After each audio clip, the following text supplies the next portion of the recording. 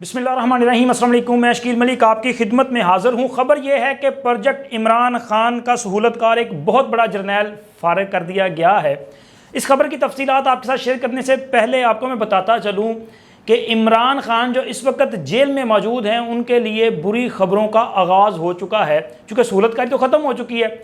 Supreme court में आज एक इजलास बुला लिया गया है जिसमें सबसे जो अहम एजेंडा है, यानी कि मोहब्बत इमरान एजेंडा नहीं है, बल्कि एजेंडा ये है कि हमने अवाम को रिलीफ कैसे देना है, आम साइलीन को हमने रिलीफ कैसे देना है, आम साइलीन के केसेस को निपटाना कैसे है। चूँकि सुप्रीम कोर्ट में इस वक्त कोई 56 या 57,000 के करीब मुकदमात जो हैं ज़ेर इल्तवा हैं, तो उन मुकदमात को निपटाने के हवाले से पॉलिसी डिसाइड होनी है और ये इंतहाई अहम नोयत का मामला है जिसमें बार और बेंच बैठकर ये फैसला करेंगे। चूंकि इंसाफ की फराहमी के लिए ये दोनों पहिए अगर सही काम करेंगे तो गाड़ी चलेगी। अगर बार और बेंच में रिलेशन अच्छा होगा तो इंसाफ की फराहमी में किसी किस्म की रुकावट पैदा नहीं होगी, लेकिन अगर बार और बेंच के ताल्लुकात बेहतर नहीं होंगे तो फिर इंसाफ की फराहमी भी तातुल का शिकार रहेगी। और इसके साथ साथ आइन और कानून की पासदारी और इस पर अमल दरामद अगर अव्वलीन तरजीह करार पाएगा तो आपका जो अदालती निज़ाम है वो बेहतर परफॉर्म कर रहा होगा। लेकिन अगर कोई बंदा ये कहे कि जी हमें चूँकि फ़लाँ लीडर के साथ मोहब्बत है, वो बड़ा हैंडसम है, तो सबसे पहले उसको रिलीफ देना है, तो मेरा ख्याल है कि फिर ये आइन और कानून नहीं, ये तो किसी शख्सियत की मोहब्बत में कारनामा जो है वो अंजाम दिया जा सकता है। जनाब, चूँकि इमरान खान की अदलिया में सहूलतकारी का खात्मा हुआ है और वहाँ पर भी इमरान खान के लिए अब अच्छी खबरें नहीं हैं। इमरान खान के केसेस अब कानून के मुताबिक डील किए जा रहे हैं, उनकी दरख्वास्त ज़मानत देख ली जाए या बुशरा बीबी के केसेस को देख लिया जाए। अब वो पहले वाली वो मोहब्बतें वो कायम नहीं हैं, तो लिहाजा अब इमरान खान के लिए मुश्किलात बढ़ती जा रही हैं। और मुझे तो लगता है कि जिस तरह हालात वो आगे बढ़ रहे हैं ना, शायद इमरान खान खुद ही अपनी दरख्वास्तें वापस ना ले ले कि अब चूँकि उनको रिलीफ तो मिलना नहीं है, कानून के मुताबिक उनको रिलीफ बनता ही नहीं है। एक बंदा अगर ऑफिशियल सीक्रेट एक्ट के मुकदमे में मुलज़म के तौर पे जेल में मौजूद हो और उसके ख़िलाफ़ ठोस शहादतें मौजूद हों, इवन के ख़ुद जिस मीटिंग में सारा ये प्लान मुरतब किया गया उस मीटिंग में बैठे हुए लोग उसके ख़िलाफ़ सुल्तानी गवाह हों। आज़म खान साहब तो अपना 164 का बयान रिकॉर्ड करवा चुके हैं। असद उमर साहब मिन्नतें कर रहे हैं कि मेरा भी 164 का बयान जो ना ले लो, चूँकि मैं तो मासूम हैगा। अब उनका भी हो सकता है किसी ना किसी वक्त बयान रिकॉर्ड हो जाएगा और कल कला कोई और भी आ सकता है जो इमरान खान की जो असलियत है वो बयान करे कि इमरान खान ने पाकिस्तान के ख़िलाफ़ क्या कुछ किया है। तो लिहाजा इमरान खान का यहाँ से बचना जो है मुश्किल है और अदालत से सहूलतकारी का खात्मा हुआ। और दूसरी तरफ अब चूँकि नए आर्मी चीफ के आने के बाद भी हालात चेंज हुए थे। हालांकि एक वक्त था कि हमारी फ़ौजी इस्टेब्लिशमेंट मोहब्बत इमरान में इस कदर वो क्या कहते हैं मुब्तला थी कि उन्हें हर तरफ इमरान खान ही नज़र आता था।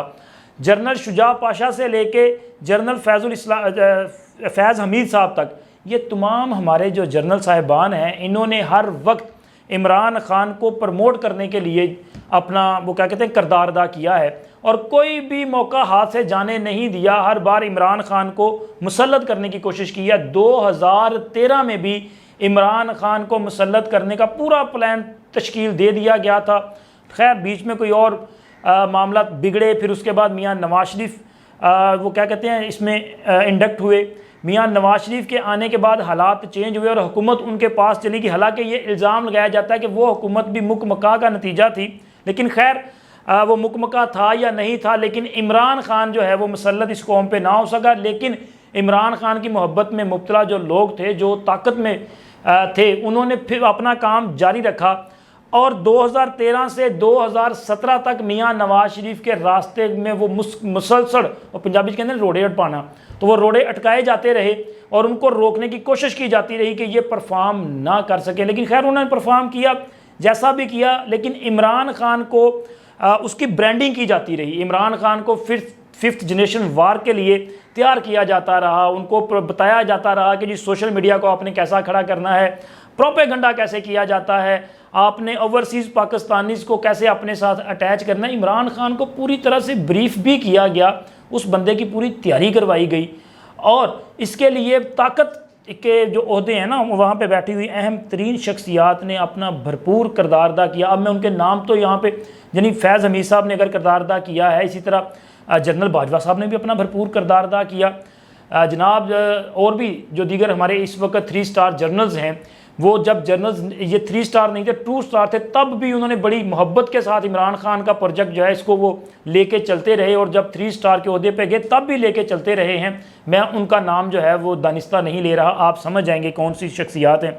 और भी बहुत सारे लोग हैं जो बाकायदा तौर पर वो जैसे कहते हैं ना कि तबलीग करने की हद तक, तो ये लोग जो है ना वो बाकायदा तौर पर एक तबलीग एक फ्रीज़ा समझ के ये काम कर रहे थे, और ये इन मामलात को लेके आगे बढ़ते रहे। और इमरान खान को बिल आखिर ये लोग 2018 में इमरान खान को पाकिस्तान पे मुसल्लत करने में कामयाब हो गए, और बड़ी खुशी मनाई, बल्कि वो कहते हैं ना पुठियाँ छलांगा मारियाँ गई कि जनाब अब देखें हमने पाकिस्तान में 3rd ऑप्शन ले आए हैं। हम पाकिस्तान बुनियादी तौर पे यहाँ पे 2 पार्टी सिस्टम है। अगर मुस्लिम लीग नून और पीपल्स पार्टी जो है वो यही बारी बारी बरसे इख्तियार आती हैं, और एक बार एक जलसे के दौरान एतजाज़ अहसन साहब ने यह कहा था, जो तब वो पीपल्स पार्टी के बड़े सरगर्म रुकन भी थे, मुशर्रफ का दौर था, तो मीनार पाकिस्तान पे एक जलसे के दौरान उन्होंने पंजाबी में तकरीर करते हुए कहा था कि हुकूमत साड़ी है, हुण साड़ी वारी अगली ताड़ी वारी। यानी कि वो कहते थे कि इस बार पीपल्स पार्टी की बारी होगी, अगली बार नून लीग की बारी,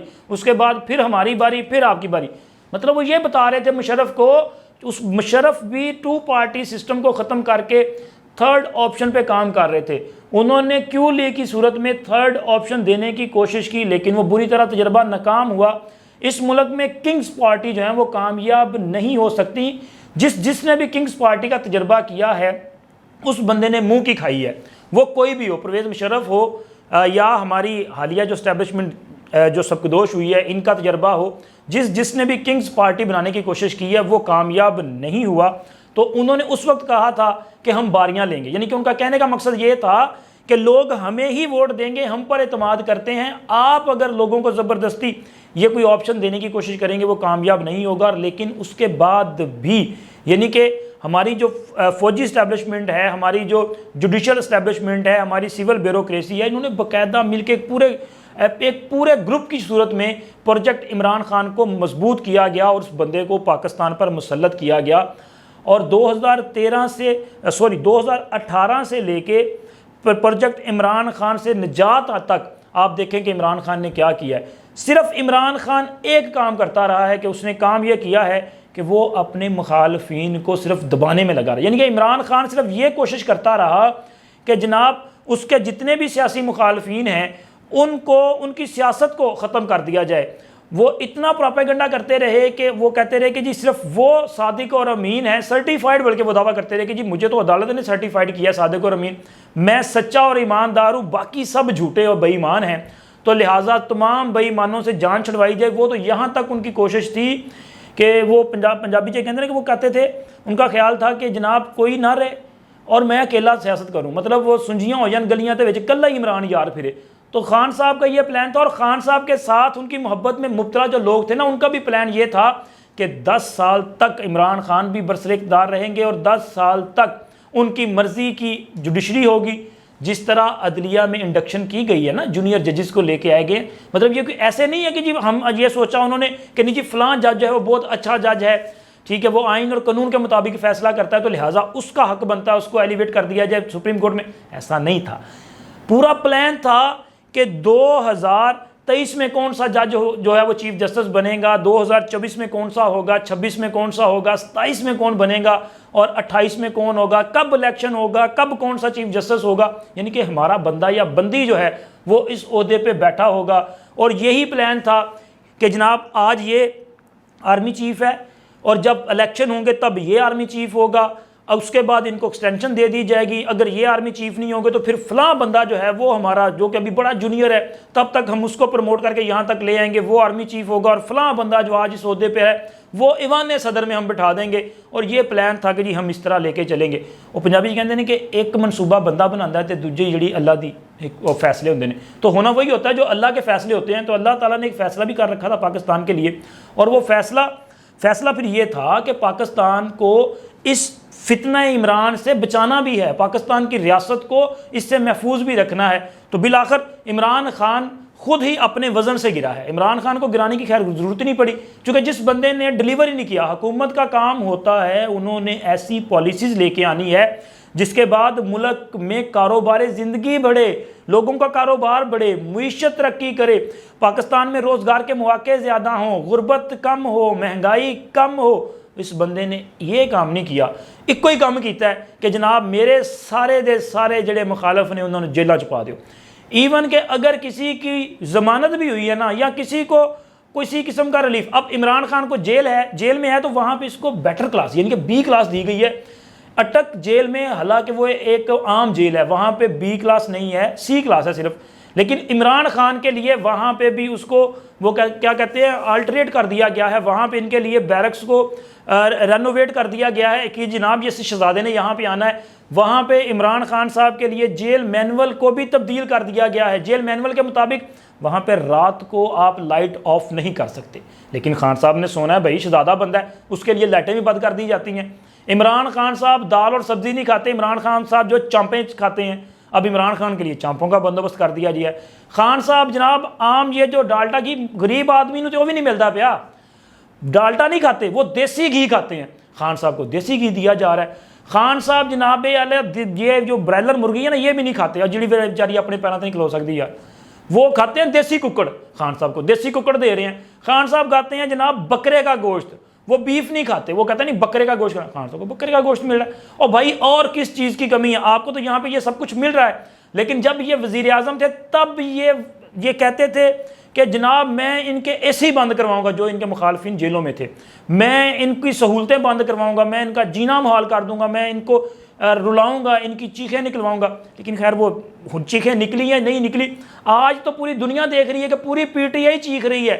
कोई चीख रहा है कि जनाब अली मुझ पर जुल्म हो रहा है, मुझे भूखा रखा जा रहा है, मेरा बिस्तर गीला हो रहा है, मुझे रात को डरावने ख्वाब आ रहे हैं, और कोई इसलिए चीख रहा है कि खुदा दे वास्ते मेरे को प्रेस कॉन्फ्रेंस करवा लो। और भाई प्रेस कॉन्फ्रेंस करनी है जाके कर दो, किसी ने मना किया है? या वो कोई इसलिए चीख रहा है कि जी मैं सुल्तानी गवाह। ये ऐसी पॉलिटिकल पार्टी है, मैंने पहले कहा था ये पॉलिटिकल पार्टी नहीं, ये किंग्स पार्टी है। तो इसीलिए तो लाइन लगी है कि सुल्तानी गवाह के लिए लाइन लगी हुई है। पूरी की पूरी पार्टी सुल्तानी गवाह बनने के लिए तैयार है, और सारे का सारा मलबा जो है इमरान खान पे डाल रहे हैं। और अब आते हैं जनाब प्रोजेक्ट इमरान के सहूलतकार पे।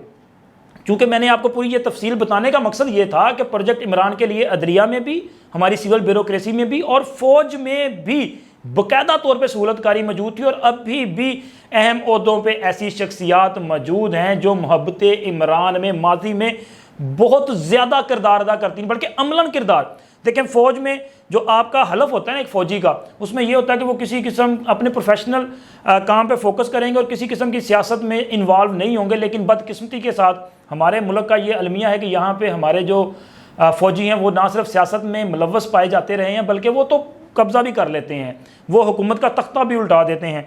लेकिन जिस अफसर का मैं जिक्र कर रहा हूँ, ये वो अफसर हैं जो कि पाकिस्तान की जो सबसे बड़ी एक इंटेलिजेंस एजेंसी है ISI, उसमें DGC के ओहदे पे रहे हैं। ये DGC का ओहदा इंतहाई ताकतवर ओहदा है DGI के बाद, यानी कि जो सरबरा है ISI, उसके बाद ये दूसरा बड़ा ओहदा होता है। और इस वक्त ये जो शख्सियत हैं ये 2 स्टार जनरल है, यानी कि ये मेजर जनरल के ओहदे पे हैं, और इनका जो रैंक बनता है ना ये सीनियरिटी में भी काफ़ी ऊपर थे।